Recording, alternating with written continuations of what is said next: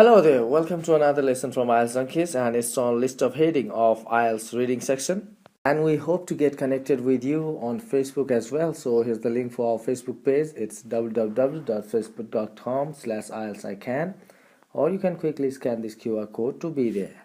Now, let's get started.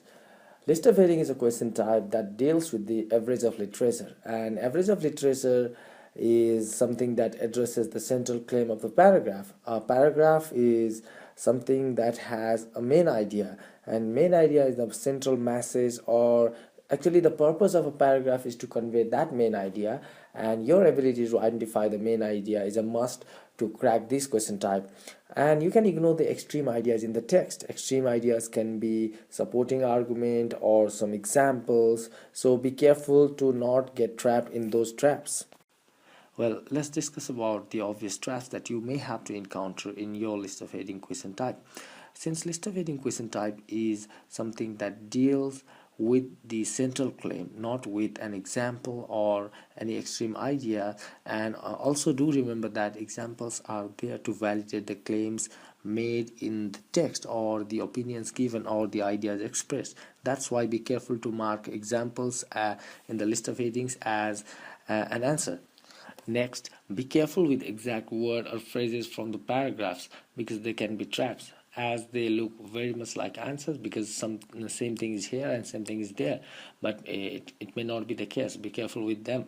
And next thing, which is very important, and this is the biggest trap for all the test takers, like half of the clause is very much like the ideas expressed in the passage, but half of the clause is something irrelevant to the ideas expressed in the passage. So the similar ideas which are starting from the proper place but leading to somewhere else can be biggest traps. So be careful with the overall idea expressed by the heading as well, not only of the text but also with the heading. So the best thing you can do is identify the main idea of the paragraph and then restate that main idea in as fewer words as possible, and do the same thing with the option in the list as well. And if the ideas expressed by both the things are same, then that can be the probable answer. However, you need to be very careful with pronouns as well, because if you cannot track the pronouns well, you cannot track the logic of the passage, or you cannot track the flow of the idea. So you may get trapped with some partial information. And again, the bullet number 3, like a similar idea is starting from the proper place but leading to somewhere else, can be the greatest trap for you. So be careful to track the pronouns as well. Whenever you see list of heading question type, do consider these things. Do this question type first, because it covers majority of the text, or to be honest, it covers entire text. And make habit of using pencil while reading, and also do write the main idea by the paragraph, so that it saves you from having to read the same thing over and over again, and it saves a great deal of time, which is clearly an advantage in your reading test. And next thing, underline the important information, because it helps us to track the main idea and what is there in the paragraph. Right by the paragraph. Yeah, of course we discussed it previously. And do not push answers, because if you happen to choose wrong answer for one paragraph, it may hamper other as well, because you cannot use a list on repeat, and one wrong choice may lead to another wrong choice as well. That's why do this in increasing order of difficulty. Do take care of references in the previous paragraph to keep track of your ideas, because if you don't take care of references from the previous paragraph or in in the very paragraph, you may not find the flow of logic, and that may give you the impression of wrong main idea. That's why be careful with the references as well. Now let's discuss about the main idea. What actually is the main idea? So now, before going in detail about the main idea, let me discuss something about a paragraph. So a paragraph is a linguistic unit consisting of one or more sentences, and it has one purpose of conveying a message. and that message can be an information or some kind of conclusive remark. And conclusive remark is basically termed as a message, and next thing is an information. So a paragraph is there to convey something, and that something is your main idea. So to convey the main idea, sometimes author may have to include opinion or examples or some details, because if the idea is very obvious, then author may not include the example at all. But if the idea is very abstract, then author may need to give more than one examples in the same paragraph as well. So the main idea is the message or the purpose of writing, or the thing that author wants us to understand after reading the very thing. That's called the main idea. So you can call it the cream of a crop. So main idea is a cream of a paragraph, and it includes the entire message in very condensed form. So that's what main idea is. Now let's try to find the main idea of this text in the screen. So please make a habit of underlining while reading, because you may have to reread it over and over again to understand the thing completely. So that takes a great deal of time. And if you have a habit of underlining the text, then you may skip less important things and focus on more important things to understand the text better. So see, here's a clear example that this is without underlining and this is with underlining. So if you happen to underline, then the main idea becomes more obvious than it is in the text which is there without underlining. So please make habit of underlining. Now the main idea, let's connect the ideas. Where is the main focus of the idea? So photographs taken as recently as 30 years ago are already fading in the nation's family albums. Millions of images taken since the invention of modern color photography are changing because of the way their dyes break down. Just as we now tend to view 19th century in delicate shades of sepia, there's a fair chance that future generations will look back on the last 3 decades of the 20th as the era of purple lawns and red skies. So, I have underlined the things that I found were important for me while reading. So, I think photographs already fading, millions of images taken are changing because of their dyes breakdown, just as we now tend to view shades of sepia, will look back, era purple lawns and red skies. So I think these clauses are enough to express the central claim. So the central idea of this particular paragraph is that dyes are breaking down, photographs are fading, and the main idea is that just as we have analyzed the previous century's photograph, the future generation is also going to analyze us in the similar way, because the photographs which we took are changing because of the ways their dyes break down. So photographs are changing because of their dyes breakdown. So main idea is the fading of color. So this is the message that this paragraph wants us to understand. So this is what main idea is. Let's take another paragraph to understand the main idea better. So in this text, let me read out only the underlined part. Time. 3 methods of measuring time are in use at present. The first 2 methods, these methods, the third method, means it is talking about method in most of the places, but the idea has started as, the introduction of time, or let's say not introduction, but there's the comparison of time with length and mass to justify time as one of the fundamental quantities of the physical world. So the main idea is methods of measuring time here. So time is one of the fundamental quantities. Yeah, it's expressed the idea like what time actually is in this particular setting. So but the entire paragraph is focused on not to defining the time, but to discussing the methods of measuring time. That's why the main idea is methods of measuring time in this particular paragraph. Now let's discuss about the approaches to cracking the list of heading question types. So for shorter paragraphs, I would recommend you to go with this condensing approach. So condensing approach focuses on minimizing the number of words to be used to carry the main idea of the paragraph. So essentially you are going to find the main idea of the paragraph and rephrase it in as few words as possible, and then you try to validate the main idea with some appropriate phrases or and words in the context, and then only you go to the answer choices. So first eliminate the obvious wrong choices, and then only go with the increasing order of difficulty. And if you are in doubt, do not hesitate to reread the text, because you are implementing this technique for shorter paragraphs and it won't take forever for you to reread it once. So be careful. Okay, let me repeat: do this in increasing order of difficulty, as missing one choice can hamper the other question as well. So you may lose double point, and for one mistake you may have to pay twice the penalty. So be careful with this question type. Here's an example of relatively shorter paragraph. So when in 1938 the Smithsonian National Museum of Natural History in Washington DC decided it had run out of space, it began transferring part of its collection from the cramped attic and basement rooms where the specimens had been. Let's implement condensing approach to this paragraph. When in 1938 the Smithsonian National Museum of Natural History in Washington DC. Let's try to implement condensing approach in this paragraph. When in 1938 the Smithsonian National Museum.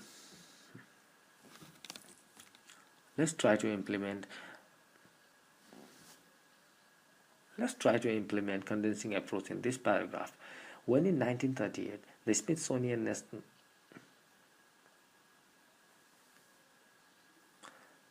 Let's try to implement the condensing approach in this paragraph.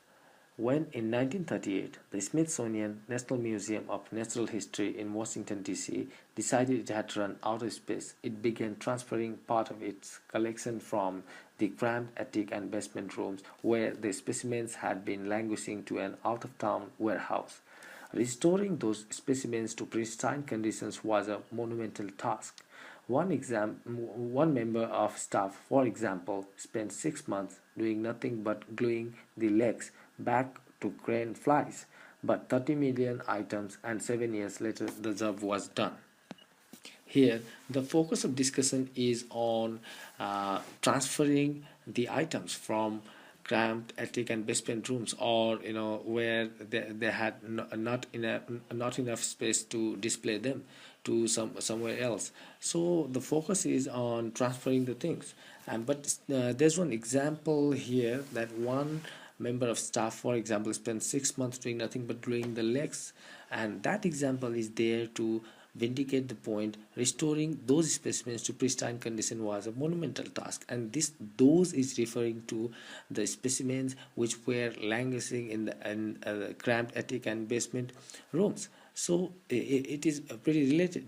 Now you are going with the main idea and the condensed form of the main idea, more importantly. So main idea is it had begun transferring its collection. But there's another thing you need to consider, that it is very very tedious job. So now let's go to our list. One is nowhere near, two still nowhere near, growing cost. Yeah, it can be, because it can be inferred that in that place there's no room. That means it may be costly to rent something else. So no need to go that far, because you have to restrict your thought process and your prediction within the scope of the paragraph or scope of the text itself. Now let's go with number 4, the growing importance of collections for research purposes. No, there's nothing like that. 5, still not global size of the problem, because it had discussed about only one particular museum. And 6, no. 7, still no. 8, need to show as much as possible to visitors. It can be inferred, but it is not stated there, so it cannot be taken as the main idea. And after that, how unexpected items are dealt with. No. 10, still no. 11, no. 12, no. 13, yeah, could be. Now this sounds very very obvious, and there's evidence in the text for this particular choice, because does the task, which was really necessary, and in the meantime it was very tedious, and it was a very monumental task, because there's an example that one member staff spent 6 months doing nothing but gluing legs back to the crane. Means if you transfer specimens, you need to restore them to the pristine condition, so it's very lengthy, but it's really essential. So I think 13 must be the most suitable answer in this case. So this is how you implement your condensing approach to solve list of heading question type if you happen to get relatively shorter paragraph. Sometimes the main idea in the paragraph may not be pretty obvious. In that case, you may get multiple ideas and may get confused as which one is the main idea. And now in that case, you may have to go with the focus approach, and focus approach essentially focuses on identifying general subject of the discussion and the focus of the discussion. So you need to identify the general subject, means what actually this thing is talking about, and the focus of the paragraph, and what actually this thing is talking on. So this connection of about and on is really crucial in identifying the main idea of vague paragraphs in your IELTS. So identify the message the paragraph is trying to convey, not what actually paragraph has conveyed, because since the paragraph is already vague, that's why we're using the focus approach, and you are going to identify what it actually is trying to convey, and you may get multiple interpretations for that. And after that, find support for the message in the paragraph, and if you cannot find the support for the message that paragraph is trying to convey, that means you may reject that idea altogether. And next thing, examples can be support for the ideas, and be careful with the sentences which are there to beautify the writings but are not contributing towards the overall message, and they can be pretty confusing at times, so be careful to ignore them. Let's try implementing focus approach to this paragraph. So here's the underlined version. Let me read out loud the underlined portions only. The segregation of boys and girls only stores up problems. First of all, such an environment does not provide.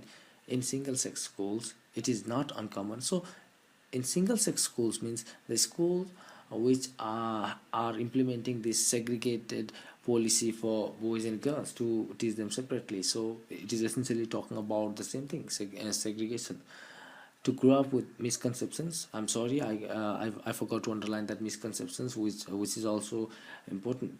And thirdly means this thirdly is furthering the same idea, that means it is taking forward the idea of the segregation and its effect. So I think essentially it is focusing on some effects, and let me check if there's an opinion or not, whether it has claimed is it a positive or not. So brought up in single-sex school have difficulty functioning socially, means it's only talking about the effect, and yeah, there's some negative tone there, only stores up problems. So but that's still not any opinion. Now I'm going to identify the general subject, focus, and specific examples. But before that, here's the list, and in the list you see various headings, and which may or may not be okay with the text. Now here's how you are going to crack it. General subject is segregation at secondary school level or secondary level. Focus is on problems, so specific examples are there: problem 1, problem 2, and problem 3. And there's there are a couple of expansions for one of the ideas. And now, yeah, if we can connect this particular screen for everything here, then we can easily find the main idea. So now main idea is obvious here, various effects of segregation. That's why I'm going to mark various effects of segregations as the heading for this particular paragraph. And the property of heading is that heading includes the central idea in the most condensed form. So the main idea must be represented by your answer, then only you can call it a heading for a paragraph. For relatively longer paragraphs, go with this main idea approach. So to identify the main idea, first understand the nature of an academic writing.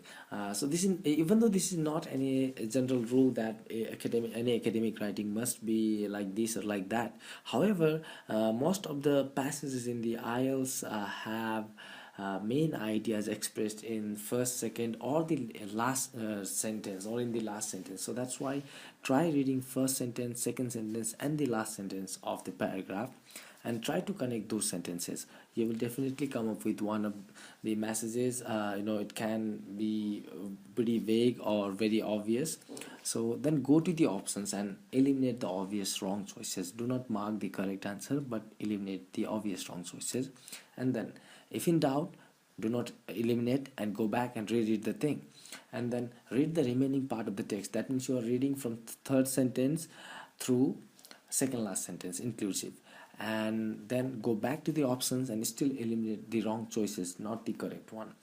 You are not going to select the correct one yet, and now you are going to give it a final read. Then read the entire paragraph once, and you will connect both the main ideas that you have discovered while you have figured out while reading first, second, and the last sentence once, and once while reading the remaining part of the text. So connect them and you'll come up with one main idea, and that main idea you are going to find in the list, which is now pretty much shorter because you have already eliminated 2 rounds.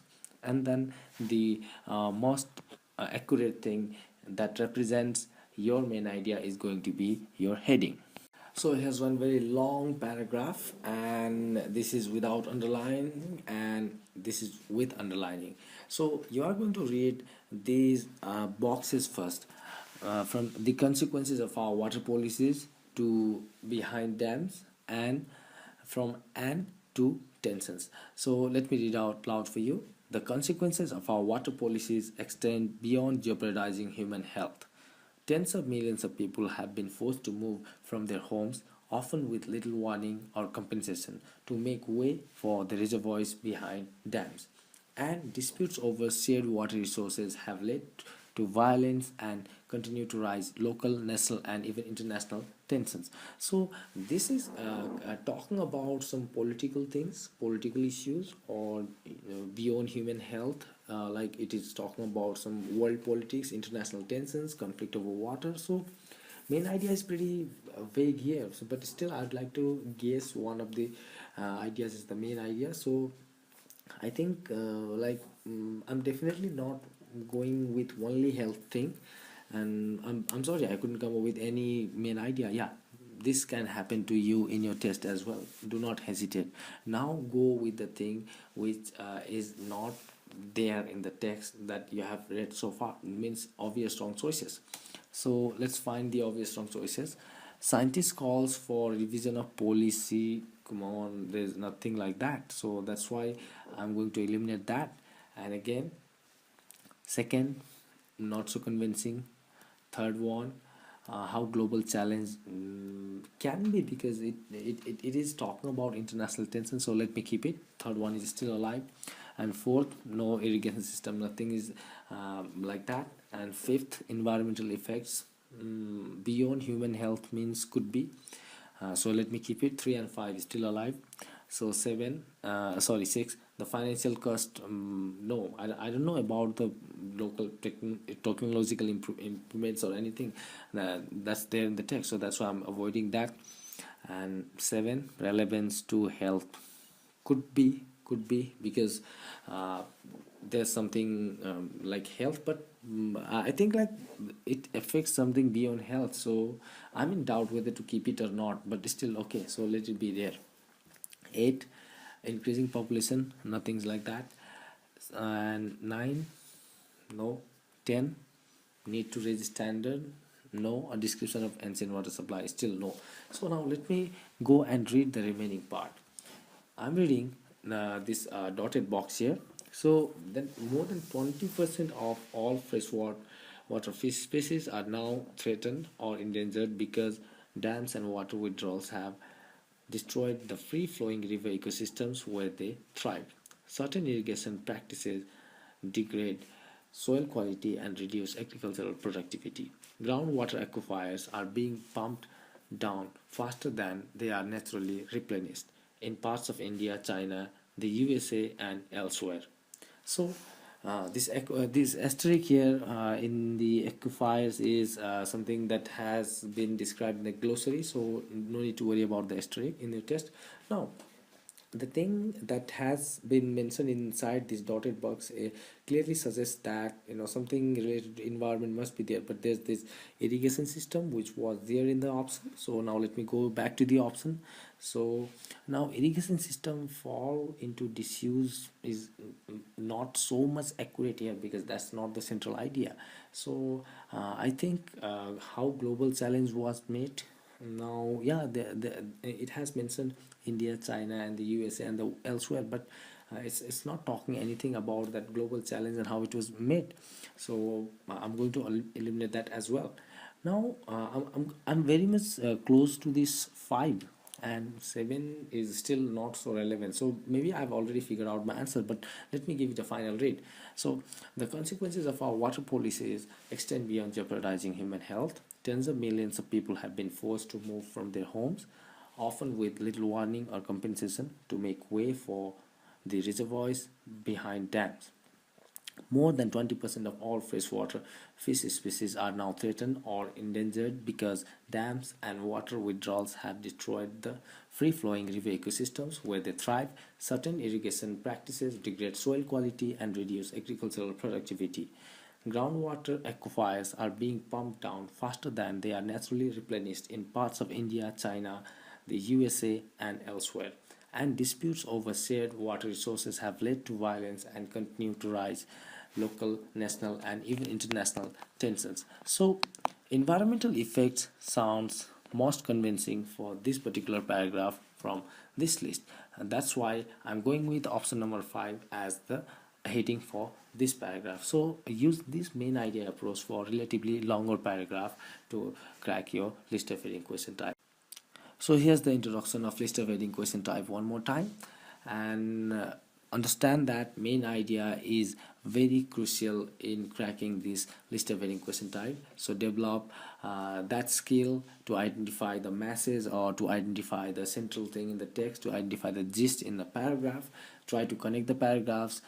Do not ignore the pronouns, because pronouns are of great help, and pronouns are actually the carrier of the logic, because how action is being implemented and which action has just been executed or related to this and that means the performer of action finds his or her place in the next sentence with the help of pronouns. So that's why pronouns are really essential. Do not ignore the pronoun. And yeah, thank you very much for watching, and I hope you all the best for your test and score the best. Have a great time ahead. Happy preparing, everyone.